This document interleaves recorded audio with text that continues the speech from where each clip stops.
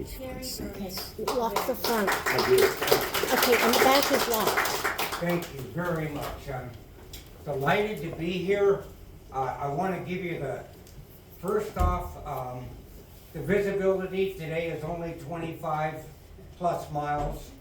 We're going to be about 2 degrees above normal. It's going to be 70 today instead of 68, and the air quality is very good. So I don't need to explain why we went from 4,000 plus wind turbines in the early 1980s to 500, which produced the same amount of electricity as the 4,000 plus. So we're producing enough electricity by wind for about 245,000 homes. So that's all I want to say about the wind. And we're not going to talk about renewable energy. Now, some of you heard this before, but I have to share this with you again for those who don't know me. I'm hearing impaired, compliments of Vietnam. I was a radio operator. I'm having medevacs, came out of the helicopter. My life expectancy was 5 seconds. But I was 5'6"3/4" and 120 pounds, so they kept missing me. That's a good thing. The downside to it is the lieutenant says, Lance Corporal Berman, you're going to volunteer to be a tunnel rat. I say, a tunnel rat? So they tie a rope around my waist, give me a .45 caliber pistol and a flashlight. For 8 months, I'm going down the tunnels and handling medevacs. My life expectancy as a tunnel rat was a promotion. It went to 7 seconds. At the end of 8 months, the lieutenant says, is there anybody that can type? I go, like typing? That's the only thing I passed in school. He promotes me to a secretary for Colonel Danowitz back in Da Nang, and I believe in miracles. Typing saved my life for the last 5 of the 13 months that I was there. I live in Sun City, Palm Desert. Being hearing impaired, perfect. Doing lectures and tours. You know, if you ask me a question and I don't know the answer, I just pretend like I don't hear you. So that works out real good. But my friend Marvin, he's 87 years old. He goes to Eisenhower Medical Center. He gets his annual checkup. The next week, he's walking down Delaware Boulevard in Sun City with this foxy young gal about half his age. Just so happens, the doctor is pulling in on Delaware, Sun City, sees Marvin, pulls over, gets up, says, Marvin, what are you doing? He said, I'm doing exactly what you told me. Get a hot mama and be cheerful. He said, Marvin, I said you have a heart murmur, be careful. So, that's pretty typical of Sun City and us hearing impaired people. You know, this is the most biologically diverse desert in the world. See, how can you say that? Has anybody been to the Salton Sea? Yeah. Okay. Don, have you been there? Salvation Mountain. Oh, yeah, okay. Leonard Knight's place. Has anybody been at the top of the trail? Yeah. Yes. Okay. So you go from 243 feet below sea level at the Salton Sea to, well, 8516 at the top of the tram, but 10,834 at the top of Mount San Jacinto. The little microscopic organisms down at the Salton Sea, all the way up to and including the 2 black bear in Idlewild, the mule deer, the peninsula bighorn sheep that are endangered, the mountain lions, they all had to adapt to a pretty extreme environmental change. So when you take the tram, it's like going from Mexico to Alaska in under 14 minutes. So the biological diversity, I'd love to go into why I think Desert Hot Springs has the greatest upside potential of any municipality in the valley, but I don't have time to do that. So we'll get into flora and fauna in the Sonoran Desert. So we're going to focus primarily on what the Native American Coeas, who've been here over 8,000 years, since when they were building the cultural center, they thought it was like 3,000 years, 4,000 years. Then they went about 15 feet down below to build a foundation in Palm Springs. They hit artifacts 8,500 years. So maybe the Coea may have lived on Miracle Hill and Two Bunch for over 8,000 years. And they never had to leave for anything. For food, for clothing, for building materials, for medicine. They had hot geothermal water, they had cold water. I don't know of any other resort in the world on 288 acres, which Two Bunch Palms, only 88 are improved. The other 200 are open space. Nobody in the last 12 years has been able to tell me another health resort in the world on 288 acres that you never have to leave for anything. That's what we have here as a treasure. So, what desert has the most biologically diverse ecosystem? We talked about that. California is full of life, especially the Sonoran Desert. Gosh, if you've never been to the La Quinta Museum, they have such fabulous exhibits. And one of the ladies, she painted this. It captures so much of the Sonoran Desert. I found it a beautiful, beautiful picture. We only have 4 deserts: Great Basin, higher elevation, the Sonoran, which we're in, the Chihuahuan way down south, and of course, Joshua Tree National Monument, just under 800,000 acres, Mojave, and Sonoran. So, look at all the diversity we have here. People go, no, you just have rattlesnakes, scorpions, and cactus. No. This is an acronym that I made up, perfect. There's only 3 different types of plants in the desert: hoarders, avoiders, and tolerators. So, hoarder, succulent, succulents, cactus, avoiders, annuals, flowers. And tolerators, the #1 tolerator in the desert is the smell of rain, the Creosote, right? #1 tolerator. Little tiny eeny-meeny leaves. So, the upshot is we're going to have maybe a semi to maybe a big super bloom. Maybe. Because we did get the right precipitation and the weather was good. So we'll see what happens. But, so our annuals, avoiders, they can stay in the ground for like 10, 15 years and never germinate until they know that there's the right amount of water in the ground for them to flower. There are approximately 1,800 native plants in the Sonoran Desert. 1 out of every 5 are used for something by the Native Americans. Let's take a look at some of the most common plants. I know you guys will be able to relate to this probably better than any other community in the entire Sonoran Desert.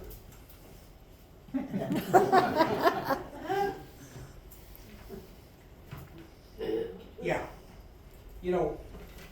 When I was dating my wife, I was in real estate. I was the youngest real estate broker in Palm Springs in the 70s, and I had a place up in Big Bear. So we go up there, and I say, honey, would you like to smoke some marijuana? She says, well, why would I want to do that? I said, well, it makes you amorous. She says, you get amorous, I'm going for a walk. So she comes back, I'm sleeping. That was 1977. She said, get rid of the amorous stuff. So this is not native to the Sonoran Desert. This is very interesting because I see what your city council and the planning commission are focused on for the future. The gateway to the valley, through the San Gorgonio Pass, Devil's Garden. We can talk about Minerva Hoyt, who established, thanks to Theodore Roosevelt, seeing her display back east in the 1930s, established Joshua Tree National Monument, 1936. But during the 20s, the fad was desert landscaping. So everybody came out here in trucks and cars and denuded off of 62. That's why it's called Devil's Garden. Oh, this is good. In June, when this honey mesquite starts to drop its mesquite beans, pick one up, eat the whole thing. It tastes like a honey nut Cheerio. If it wasn't for this tree, more than likely the Native Americans would have been nomadic. The honey mesquite and the Scroobian mesquite are equivalent to our barley. Honey mesquite and the acorn and the chaparral equivalent to our barley. How is it able to survive out here? One of the deepest taproots in North America. So it can penetrate the moisture in our aquifer. So look at how many different uses the Native Americans got from this plant. So here, they made tattoos. Tattoos. Here, they make like flour. They make like tortillas, biscottis, cupcakes, mondo bread, a lot of wonderful little bakery items. So the mesquite was very, very important.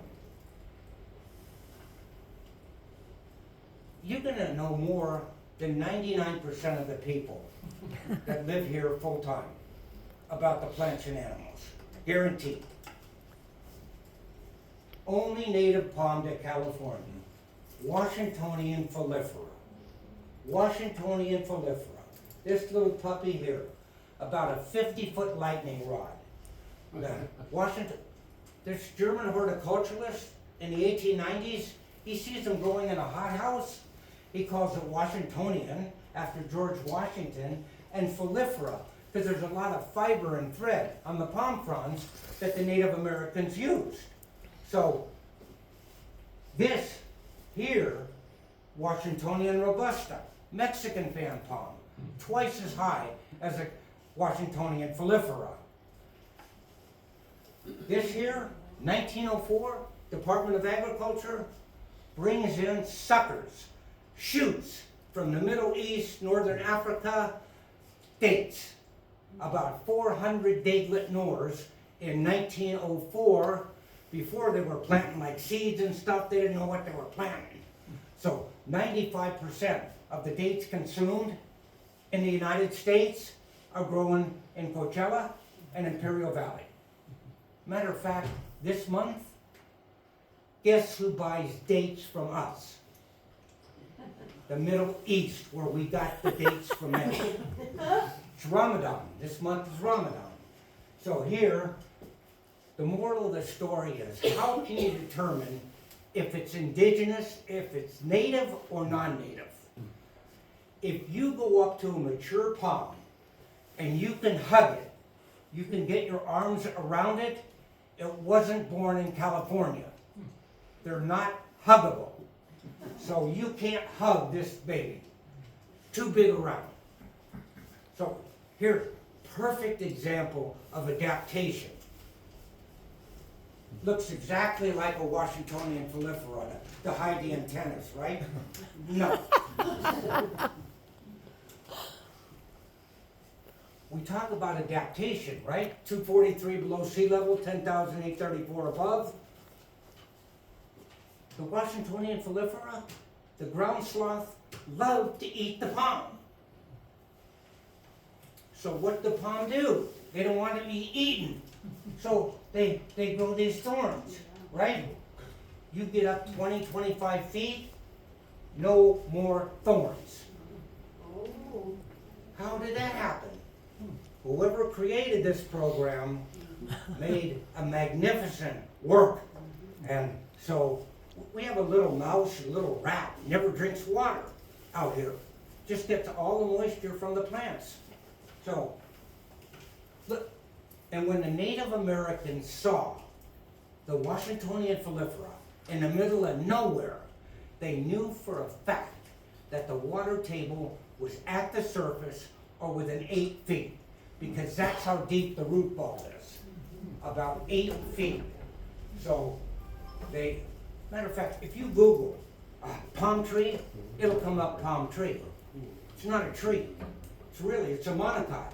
It's part of the grass family, part of the lily family. Like a yucca, like the Joshua tree, they're vascular, they're spongy. That's a 50-foot lightning rod. So here's the deal, different roots. Christmas tree is a diacot, has age rings. The water comes up inside the cambium layer, and this baby, it's all vascular. So, we only have 2 seasons here, heaven and hell. We go to heaven in October, and then we go to hell around June, July, August. So when we get the monsoonals and lightning strikes and stuff, so you don't want to stand underneath a palm tree, during hell, because that's a trap for lightning. So the Native Americans, what do they see? They see, California fan palm. They have to have their head in the sun and their feet in the water.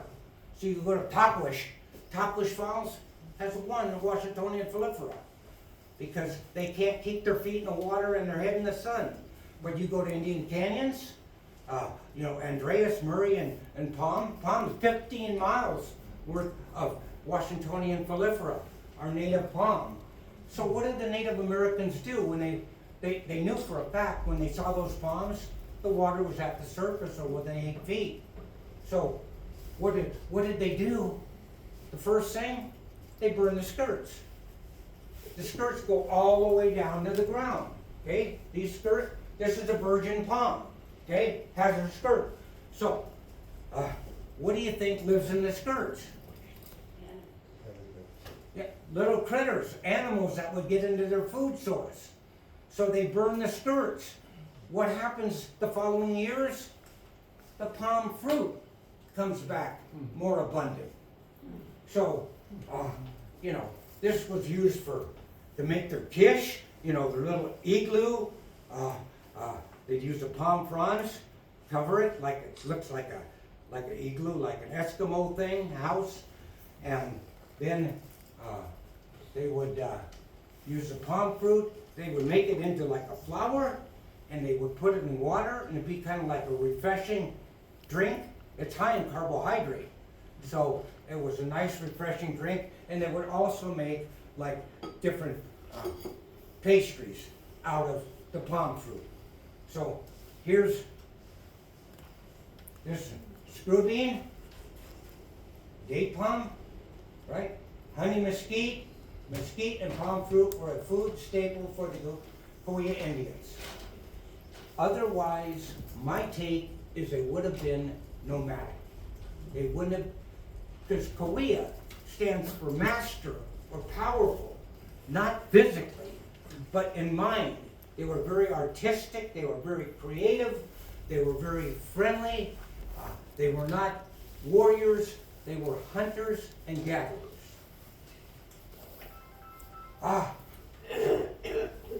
Where do they go during hell?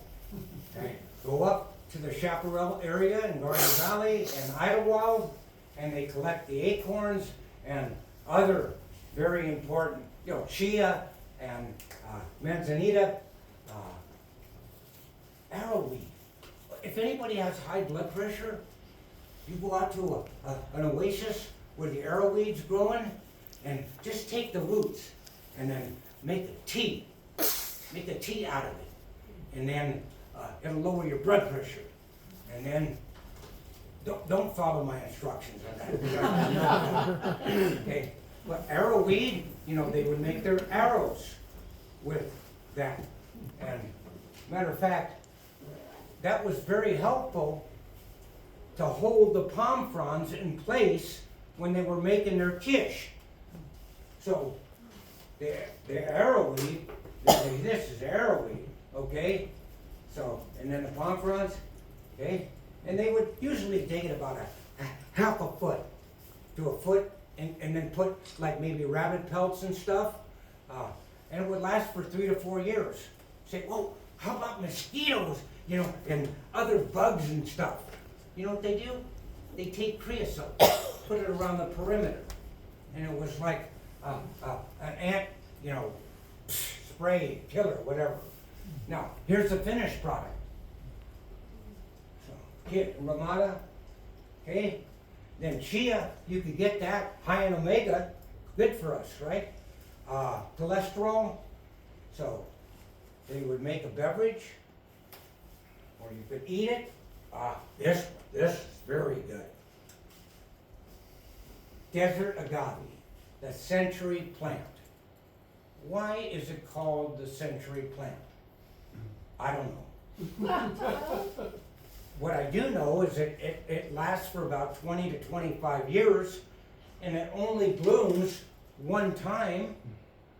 So if you go to the agave harvest and the festival at the Milky Museum, which is free, you will be able to experience all of the plants that we're talking about this morning.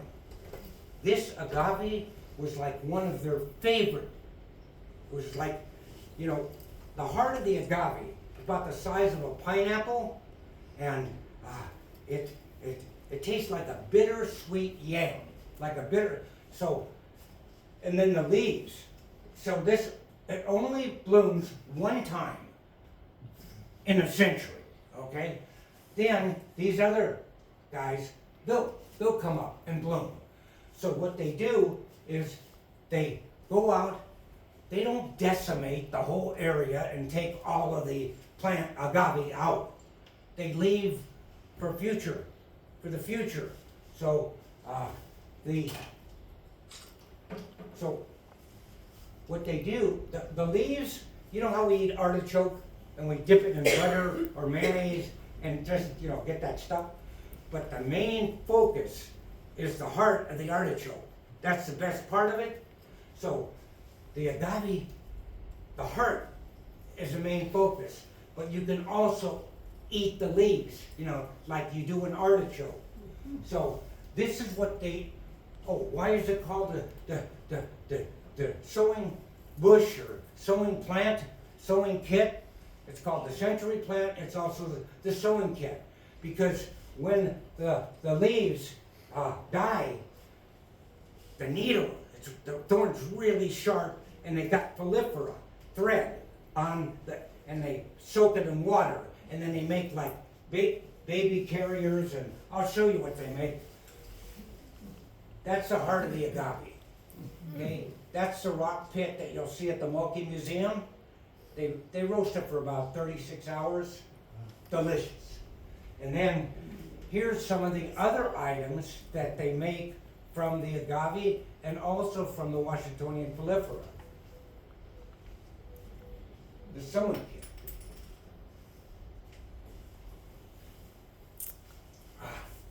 This is one of my favorite. The Native American Walgreens, CVS, Rite Aid. That is the pharmacy. The first smell that we smell when it rains, Don, you know this, right? Is the smell of the creosote. The creosote, that's the only correlation to the preservative that they use on the railroad ties and the telephone poles, is the smell. Other than that, there's no correlation whatsoever. So, let's say you had menstrual cramps, bowel complications, cough, cold, you needed birth control, etc. You take the leaves and you make a tea and you drink it. And some Native Americans say drink, it's bitter, it's not good. You gotta put honey or agave sweetener on it. But the upshot, it has little eeny meeny teeny weeny leaves. The best example of a tolerator in the desert. Tolerates long periods of drought. Very little, 4 to 5 inches of rain on the valley floor. We get 30 to 40 inches on the top of the peninsula mountain range, but 4 to 5 on the valley floor. So these native plants have to conserve water. So there's a little resinous material on the leaf, you know, and so if you Google greasewood, greasewood will come up too. But if you have like a cut and it gets infected, you take the leaves, you put it on the infected cut, heat up a rock, put the rock on it, it's like a poultice. It takes out the bad stuff. So this is, if not the oldest, one of the oldest plants on earth. You Google it, 11,700 years.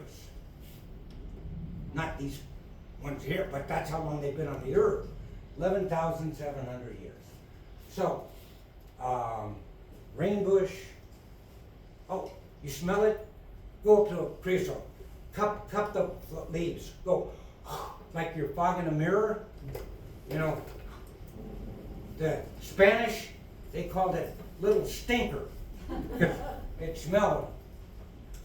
So, medium-sized evergreen, Native American, rainbush, little stinker, chaparral, greasewood, cold, chest throat, pest control, to name a few.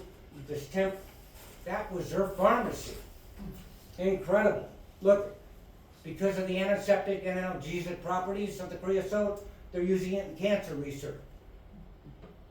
So who gives a rip about the Gia monster? The Gia monster, the saliva from the Gia monster helps people with diabetes. I mean, who would think about that? So why is it important for us to focus on preservation and conservation? So, because maybe something's gonna come up and it's gonna cure cancer completely. So, this is a fun plant. From here until June, the complexion of the mountains and the desert floor every week is gonna change. This is common name brittlebush, right? The scientific name Encelia. It's a sunflower. You can see the sun's going, they're facing this way. So the flowers are facing this way, and then as the sun moves, it'll go this way. Okay? So it goes from east to west. The sap, the Native Americans used when the babies were teething. They would put the sap on their gums, and it would be like Novocaine. It would deaden the pain. The Spanish padres, not very many on this side of the Peninsula Mountain Range, but what they would do is they would take the sap and they would put it in their incense burners, and they would burn it during church. So it's called Encelia, common name brittlebush, Spaniards Incensio. So this is why it's called brittlebush. The same picture during the spring, look, Mount San Jacinto, look, during the summer, looks like it's dead. It's brittle. Boy, you guys got the best tasting drinking water in the world. You know, Mount San Gorgonio, 11,503 feet above sea level. It takes 8 to 10 years to percolate into the Morongo Basin, eventually into the Mission Springs Aquifer. No other water district than the Mission Springs Water District has more gold, more silver, and more bronze medals for the best tasting drinking water in the world. Right here in Desert Hot Springs. Pretty cool. This is a fun plant. Right? We love that sucker. You know, I'm taking folks on a hike. Oh! It jumped on me. It doesn't jump on you. Now, if you're buying property and you see these cholla, you know it is extremely windy because they don't drop seeds. The wind blows the limb off, the limb rolls down and germinates, you know? So, when it blossoms here, it's, golly day, I forget the name of the vegetable. But anyway, the Native Americans, when it blossomed, they would boil it and, Is it prickly pear? what? Prickly pear? It's very similar to the prickly pear soup. Very similar, the shape of it when it blossomed, but I'll think about it. I'll think about it. But look, you know, when I go out in my first aid kit, I have a comb. Okay, I take the comb and I pop, because it goes in about a ½ inch, and then there's a little microscopic barb on the tip, so it goes in about a ½ inch. So I take the comb and I pop off the limb. Then I take out my needle nose pliers and I pull the rest of the barbs out. So this picture, you don't want to be in this situation. Oh, Whoa. The EMTs are going like, what did this guy do? Jump into a bunch of cactus? Pain in the, you know what? You know what? That looks like near Bighorn, near Friends of the Desert Mountains, near the Visitor Center, Santa Rosa's. Barrel cactus. Remember growing up, we would watch the westerns and they would run out of water, so they would open up a barrel cactus and get the moisture out. You do that, you'd probably die faster. The Native Americans, what they would do is they would go hunting for like rabbit and small squirrels and stuff, and they'd open up the barrel, put the little animal in there, put the top back on, come back in a day or two, and it acted as a preservative. The bighorn sheep, the peninsular bighorn sheep, we have about 380 from San Jacinto all the way down to La Quinta, you know, near Veterans Lake. And the bighorn sheep, they don't prefer the moisture from the barrel cactus, but in drought, periods of drought, they will knock it over, and because they have quite a few more stomachs than we do, they're able to benefit from the moisture. Okay. So, higher octane than LSD.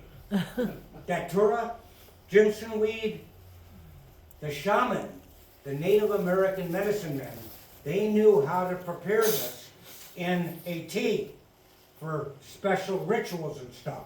There's ceremonies. Kids, they come out here, they think you smoke it, you get brain damage, you could die. This is very prevalent out here. So you don't want to mess around with datura, with Jimson weed, like local weed.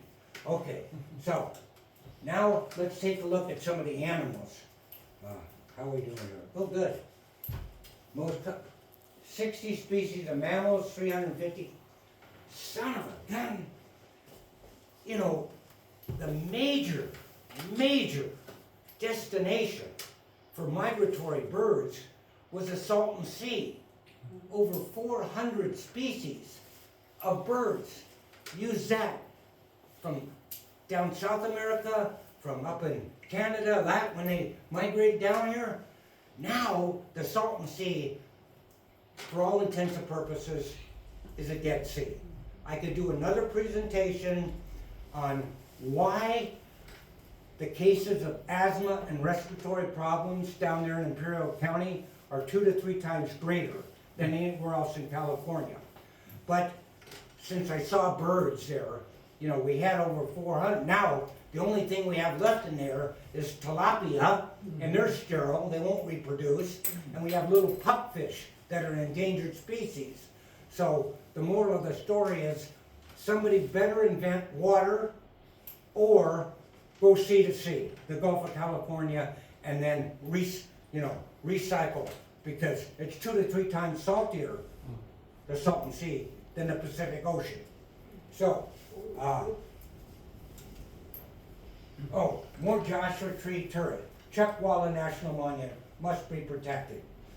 If you Google like Kerry Berman Desert Sun, you'll see a lot of articles on conservation and preservation and history and water and stuff like that.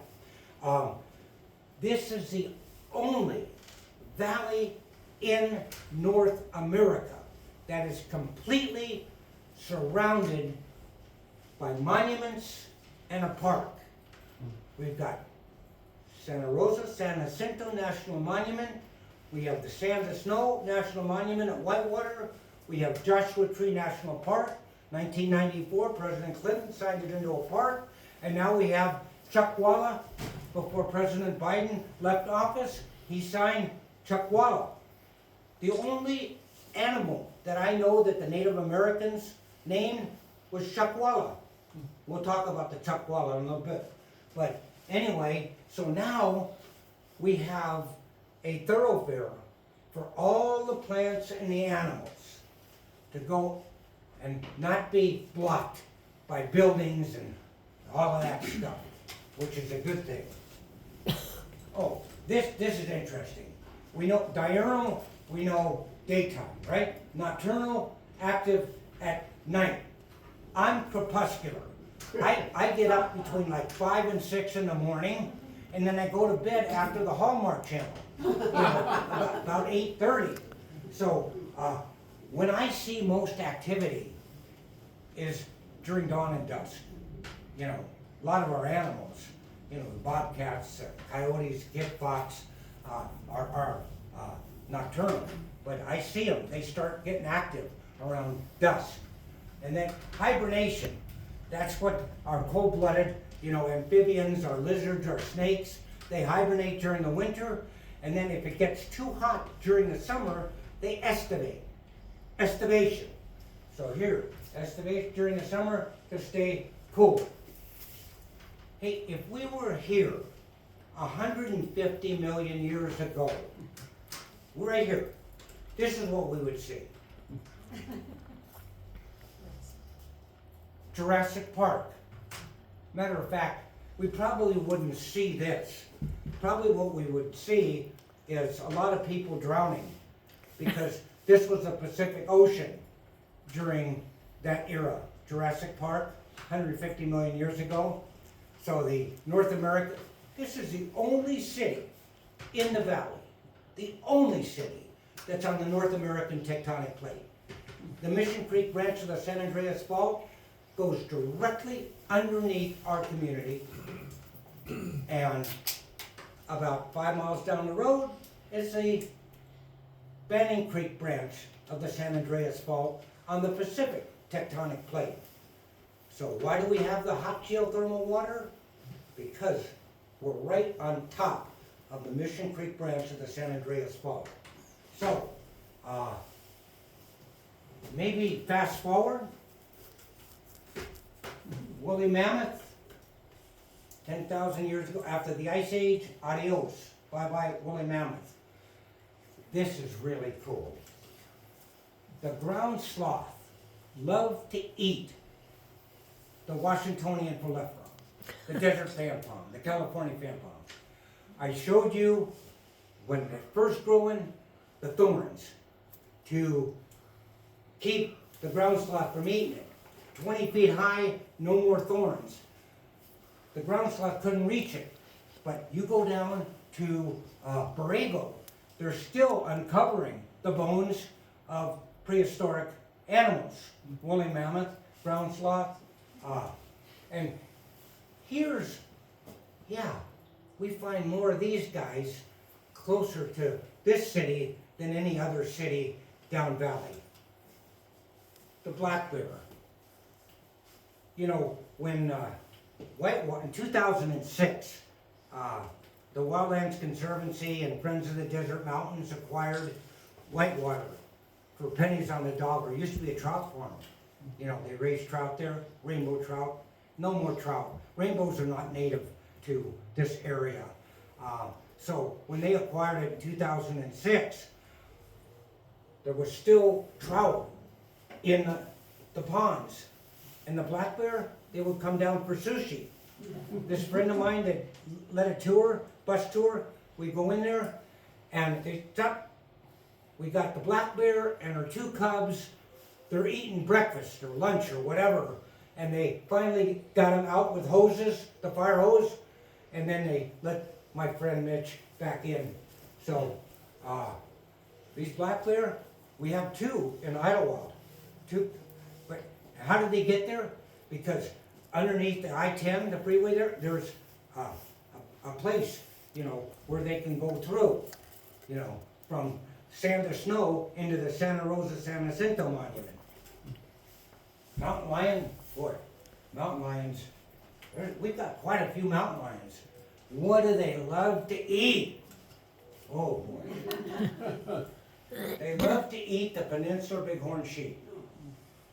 Thank God for the Bighorn Institute in Palm Desert, for Jim and Amy Boyd. Jim and Amy, you know, at one time we had about 5 Peninsula Bighorn sheep left in the San Jacintos.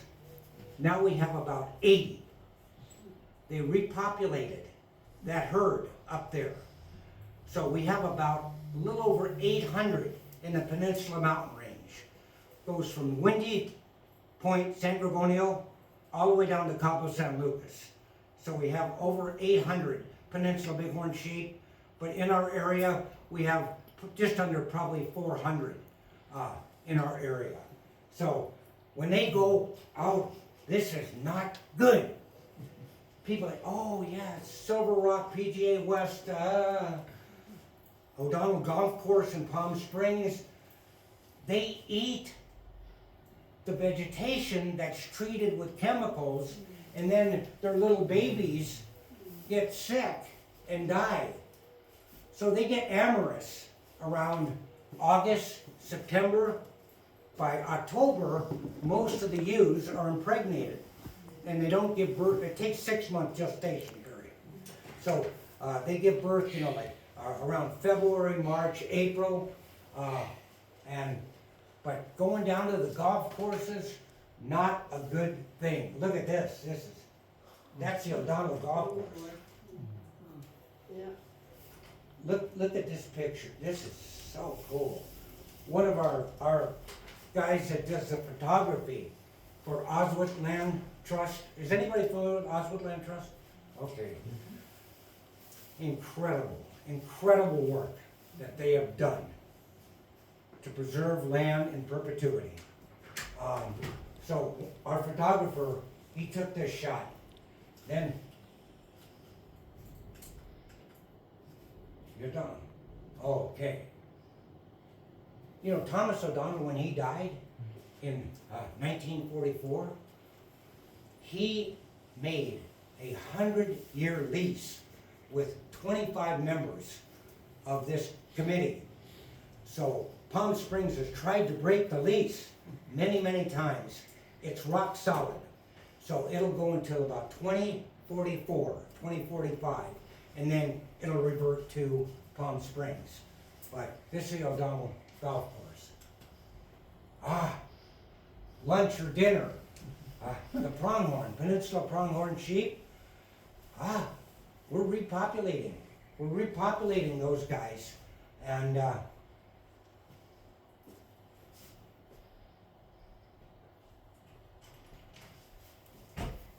the cheetah. The cheetah is the fastest animal on Earth. The second fastest animal on Earth is the Peninsula pronghorn sheep. And it can go much longer than the cheetah. The cheetah will run out of gas. But the Peninsula, so this, I say, has anybody seen a jackalope? Said, ladies, oh yeah, jackalope. I've seen a jackalope. I said, really? You saw a jackalope? See, the only place I saw a jackalope was, you know, in Indio, jackalope restaurant. Yeah. Yeah, that's it. And then what do we have? We have our bobcat. You know, bobcats, they're crepuscular and nocturnal. And then, what else do we have? Oh, this is a success story. The Mexican wolf was in competition with the cattle ranchers. The Mexican wolf was almost annihilated. They had about 5 Mexican wolves left in Arizona and southern portion of California because they were eating the cattle and the ranchers were shooting them. The living desert has helped dramatically. We have the what do they call it when you keep records of the animals, Census? well, it's like a census. The stud book. The stud book. Okay, so they have the stud book, and so we help. Now we have about 300 Mexican wolves back in the wild. So we brought them from extinction to repopulating. This is wonderful. Coyote. Boy, are they happy campers. They love golf courses. And they love our little cats and dogs. How are we doing here? We started at 11? This is good. Okay. Coyote, nocturnal, sometimes crepuscular, at dusk. You see them? The #1 planter of the Washingtonian Folifera, the California fan palm, the #1 planter is the coyote. 60% of the coyote's diet during the summer is a palm fruit that falls on the ground. So you see their scat full of palm fruit, the seeds. So that's the #1 planter. And of course, if you live on the golf course, Mission Lakes, you know, and other, watch your little doggies and cats. You know, and don't feed the coyotes and the roadrunners because their babies will come out deformed if you feed them, you know, our food. So, we got kit fox, the desert kit fox, big ears. They can hear the rats and the mice underground. They can hear them with their ears. And what else does big ears help with for the animals? Cooling off. To cool off. The elephants, you know, these guys, the blood vessels, the air cools them off. Oh boy. Great horned owl. They love. They're like a stealth bomber. Adios, rabbit, mouse, bunny, they're really quiet and they're nocturnal. And then this guy on the right, the raven related to the crows. The crows predominantly on the other side of the Peninsula Mountain Range. The ravens here. Population growth in direct proportion to humans. Fast food, junk, they collect, they love. So, you know, let's talk trash. You know, make sure your garbage is covered. So these ravens they're smart. They're one of the smartest birds on earth.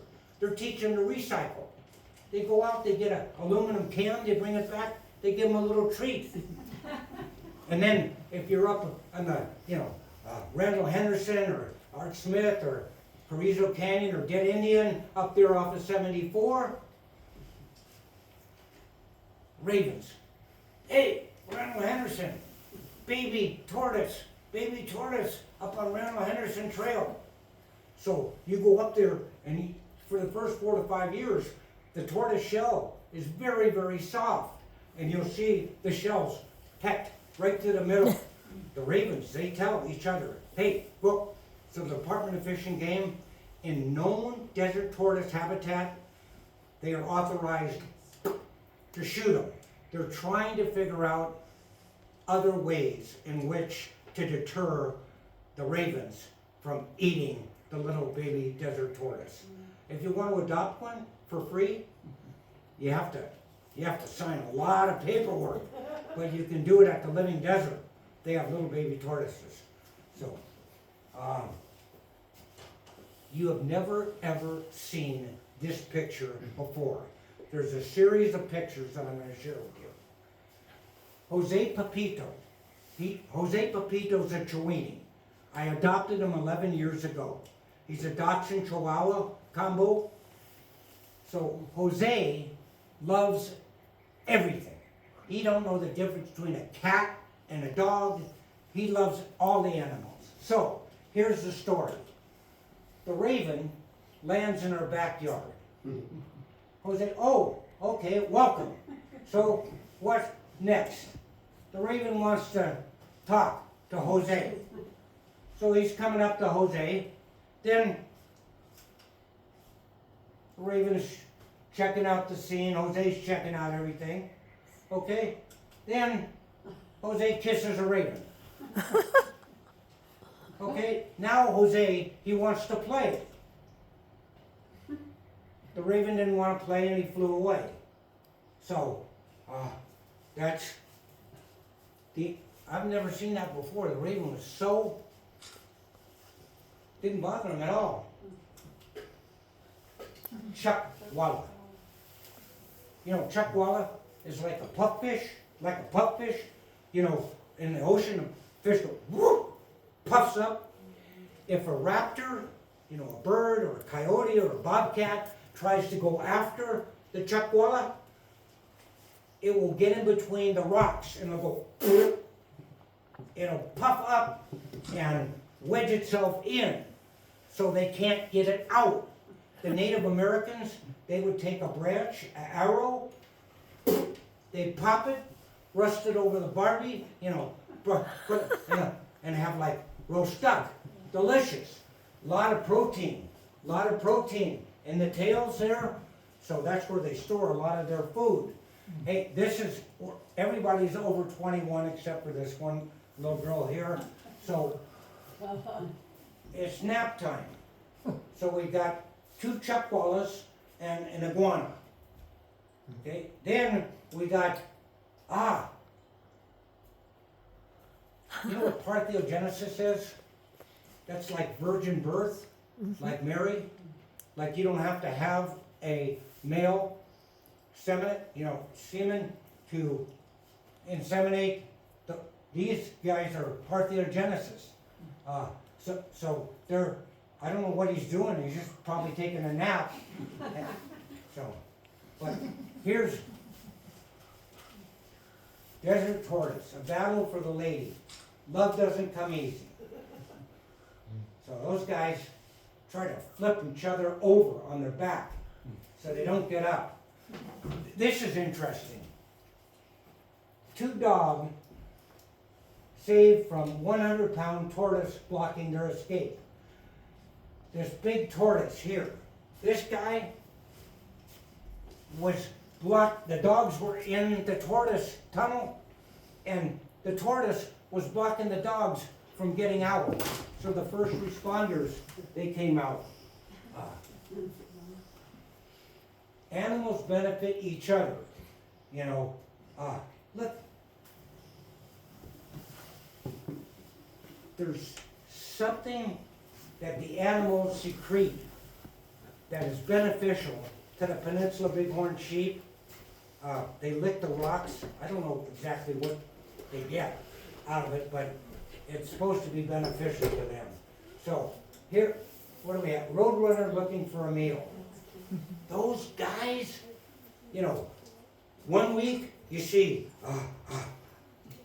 quail and babies, 10 babies. Next week, 8 babies. Next week, 6 babies. The roadrunner, he goes after the little baby quail.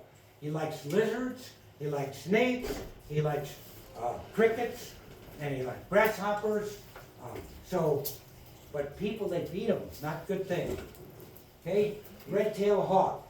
Red-tailed hawk, that's the largest of the hawks that we have out here. And the golden eagle. We have 6 different types of rattlesnakes out here. You know, red diamondback is the largest. And then we have the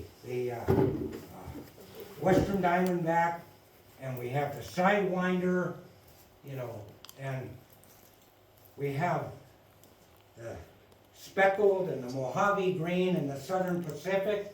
The Mojave green in the southern Pacific are the 2 worst if you get bitten by them. Most of the kids that get bitten are like 20, you know, young. They reach down. The gopher snakes, they mimic a rattlesnake. You know, they'll shake the bushes and it sounds kind of like a rattle. But the gophers are great. They keep the rodent population down. And then, hey, at night, Friends of the Desert Mountains, during the summer, we have like moon walks, moon hikes. So if you go out, you get black lights. And the exoskeleton with the black light shows up perfect. But you can't, with flashlight, it just blends in. But you use a black light, you walk around the desert here with a black light at night, you'll see scorpions all over the place. The giant hairy scorpion and the desert scorpion are the 2 that we have out here. The only deadly scorpion in North America is the bark scorpion out of Arizona. Tarantula, nice. Very nice, very calm, no big deal. Peter Cottontail, prayer time. And we're coming down home stretch. This is a wonderful book for adults and for children. It is absolutely fabulous. America's Deserts Guide to Plants and Animals. Little thin book, big print. I love it. Jackalope, very rare. America's Desert, Colorado, portion of the Sonoran Desert. Kerry's lectures are for the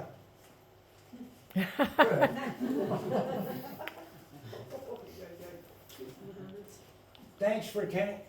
Oh, you know what I wanted to mention? Today,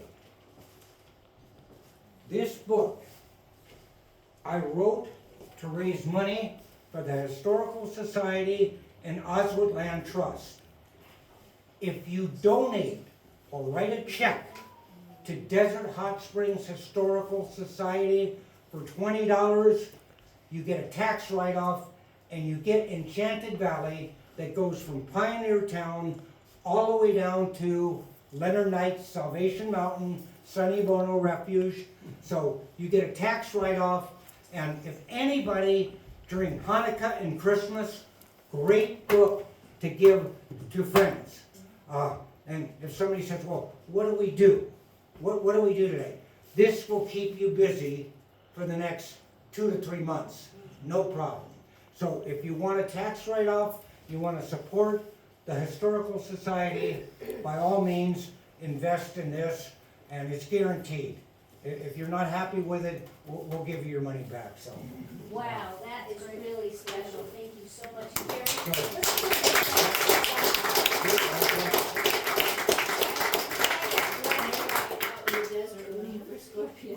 That sounds like fun. So this is a really wonderful book, and Kerry is such a big supporter of. You've heard him talk about other museums as well, and other historical societies. But he is our rock star right here, and he knows everything, right? I mean, you feel like you could ask him any question. From your mouth to God's ears. Yeah. Do you have any questions? Does anybody have? See, I covered that. So. Yeah, you told us all about everything we need to know about this flora and fauna. Yes, sir. So during the winter, I lived out at the Sands. The what? The Sands RV Resort. The sands, yeah. And we've got a big pond down there, and there's about 40 ducks. Yeah. And we live right above the pond. And every night, I notice when it gets dark, all the ducks fly away. Do you know where they go? The what? The ducks. The ducks fly away. They'll leave in like groups of 4 or 6 or 8, and they just You just stick out. Yeah, you know, those ducks are mallards. Yeah. And what special thing about mallards, they're monogamous. You know, the dull brown mallard is a female. The male is very colorful. So the female sits on the nest during the day and the male sits on the nest at night. So the mallards, they want to get away from coyotes, you know, and kit fox and raccoons and that type of thing. So what kind of place are they going to? The what? Where do they go? Where do they go at night? They hide in the bushes and stuff. Yeah. Any other questions? Thank you so much, Carrie. Our pleasure. Thank you. Thank you, Karen.